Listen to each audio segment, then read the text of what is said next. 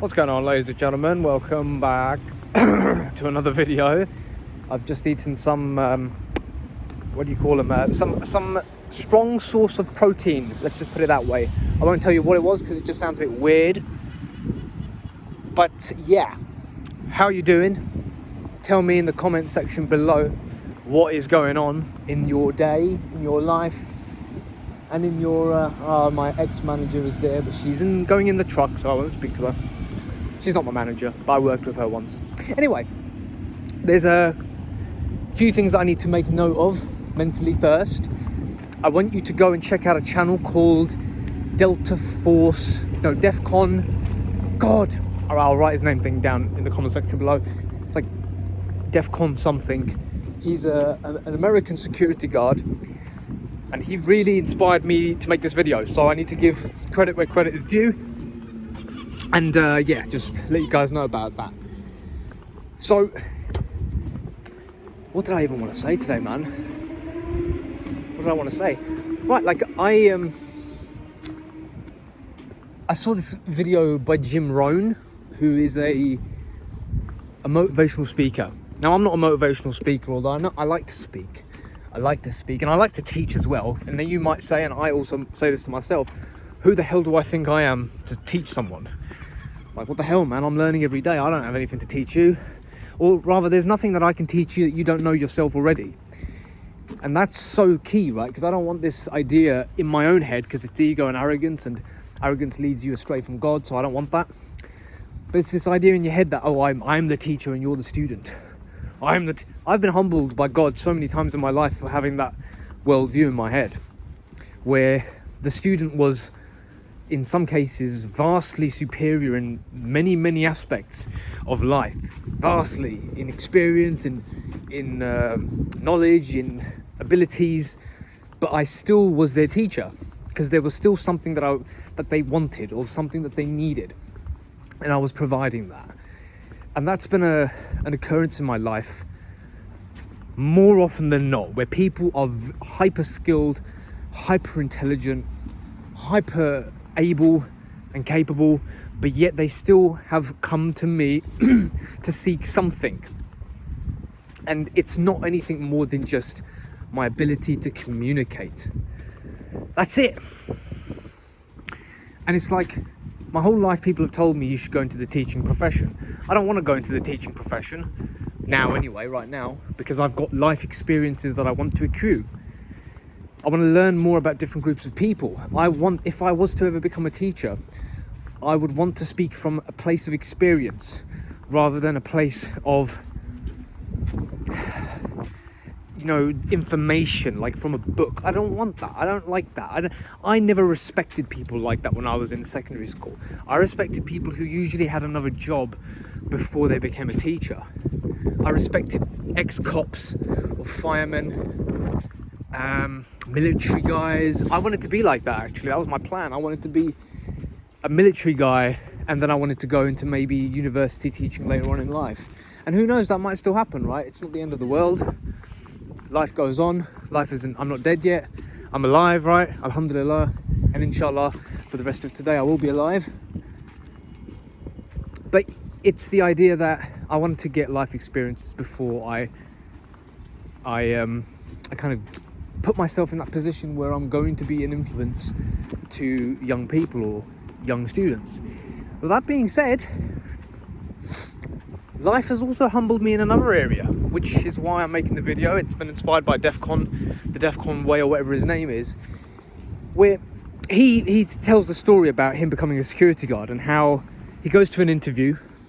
And I actually had a similar experience like this recently. He goes to an interview and he's a security guard, right?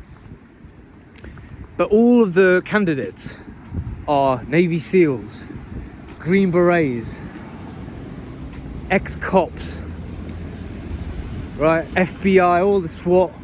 Like, you would be there and you would be like, I'm in the wrong room.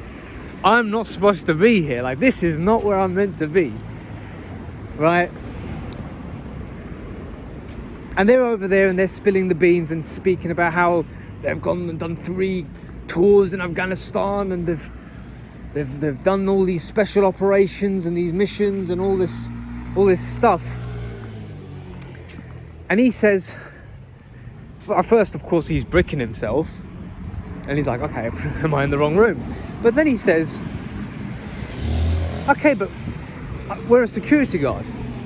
Or we are security guards. Sorry about the noise, by the way. I should go to a more silent area. I'm making my way around. You should be able to hear my voice anyway. He says, well, you're a security guard. Do we really need someone who is a Green Beret? Do we really need someone who is a FBI, Secret Service, Navy SEAL, Special Operation Rambo? Do we need a Rambo? And we talk about that a lot actually in the security community. Well, I say we, I've just joined, but back in the day when I was, I made friends with lots of the security professionals. I don't know why, I don't know how I did, but I just ended up making friends with a lot of the security professionals at uni. And they used to call them Rambos, you know, guys who are gung-ho. They kind of like getting ready for war, man, and they're walking around and they're bullying people and thinking that they're going to go to war and all this crap. It's like, all right, obviously be prepared for the worst case scenario. Obviously you want to be prepared for the worst case scenario, don't get me wrong. Like, a great MMA coach once told me that the ability to manhandle another human being is a very, very good skill to have.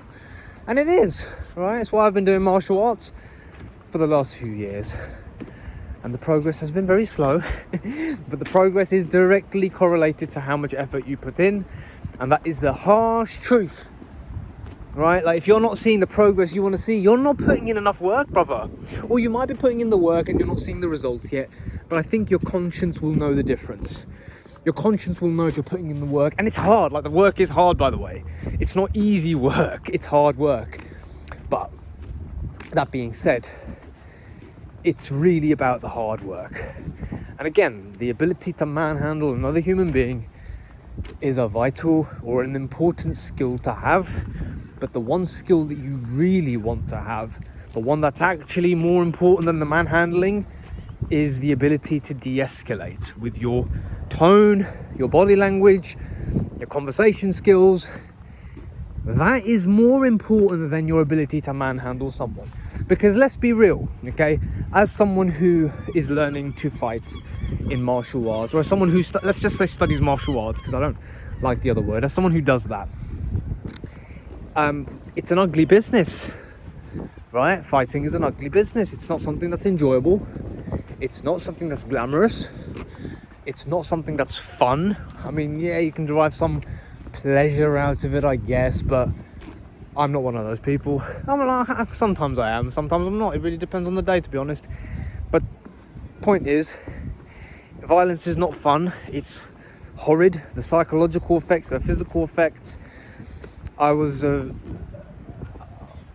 went through violent experiences when I was a kid. Not too bad, but they were, you know, bad enough for me to remember them. And it was more psychological for me than it was physical. Physically, I'm quite robust physically. I don't care too much about the physical damage. Violence doesn't really faze me physically. Like, you can break my skull and I don't give a shit, but it's more psychological. That's the real battle right there, the psychological battle. And the reason why I do martial arts is to strengthen the psychological. It's not really the physical. Physical don't matter. I mean, I'm 6 foot, I've got a decent physique, I'm quite athletic, so that in itself is quite a big deterrent, which I never knew for most of my life. It's a deterrent for most attacks. I've never been severely, I've never been a victim of mugging, for example. I don't know why, but probably has something to do with the way I carry myself. That's a big way as well, like the way you walk and everything. But I don't want to say that too soon, right? But oh god, I had a point and I went on another tangent. Something about deterrence. Anyway, it's good to have the martial arts knowledge, but it's not what you want to rely on. You want to rely on your ability to communicate and good customer service. And going back to the guy's video when he was talking about this, he says that you want someone who's observant, you want someone who's on time, You want someone who's going to be polite. You want someone who's going to make good reports. You want someone who is going to de-escalate situations and is going to make the store a friendly place. He's going to be an asset to the store. He's going to help the store. He's going to be professional. He's going to have a good uniform. He's going to look smart. He's going to look sharp. Okay, and in my head, I'm thinking, like, okay, but you kind of want to stop the thieves. It's like, of course you want to stop the thieves.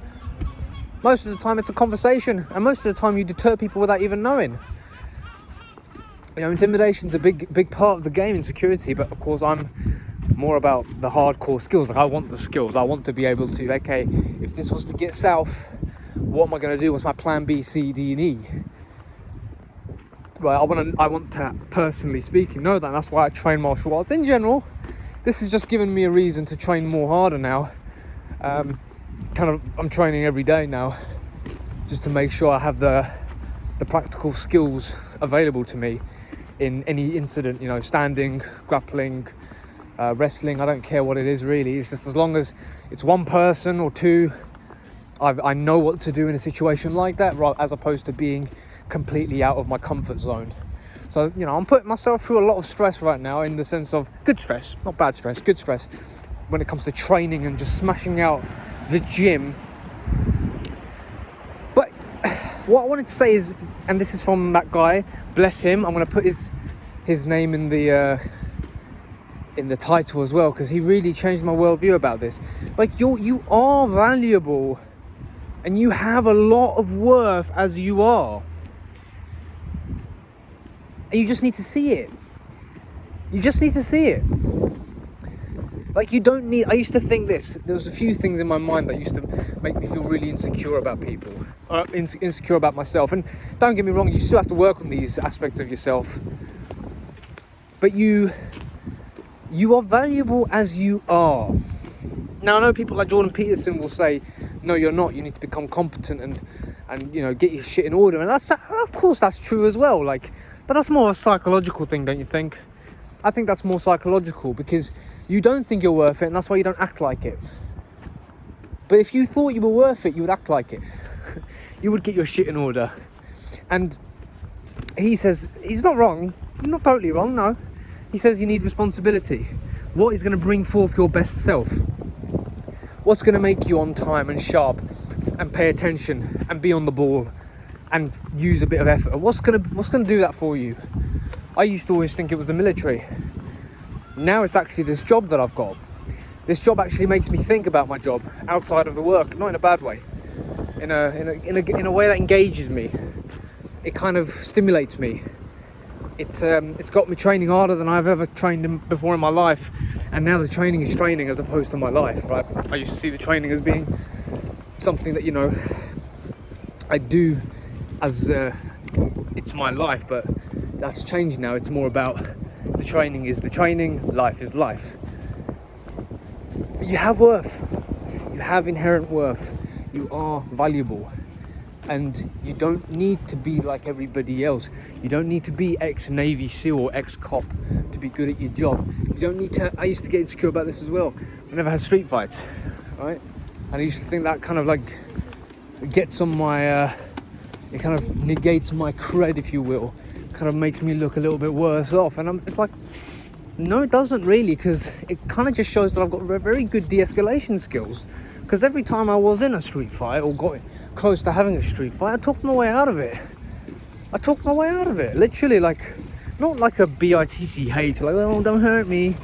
I mean, don't get me wrong, I was scared, but my ability to communicate was what I used to de-escalate the situation. Where I was like, if there's a mishap, if there's a problem, and usually most of the time, I wasn't trying to start a fight. Most of the time, a fight, if it was going to break out, it was unintended. I probably said something that I shouldn't have said, or was acting like a dickhead. But most of the time, it was literally just the guy's having a bad day, and we bumped into each other, and it was that small little thing that was triggering a fight. And it's like, mate, do you really want to fight over something like that, something so small, when you probably have a family, or you probably have something bigger that you can fight for? And it's important to know how to fight, and it's important to know what to fight for as well, right? Like your family, the truth, someone, protecting someone. You know, you should be ready for that, don't get me wrong, you should be ready, but you shouldn't be looking for it. That's from another one, that's from the Syndicate of Strength YouTube channel online. It talks about that. Alright, hope this video was helpful. Remember, you are valuable, and subscribe to that guy, Defcon, whatever his name is, the Defcon Way.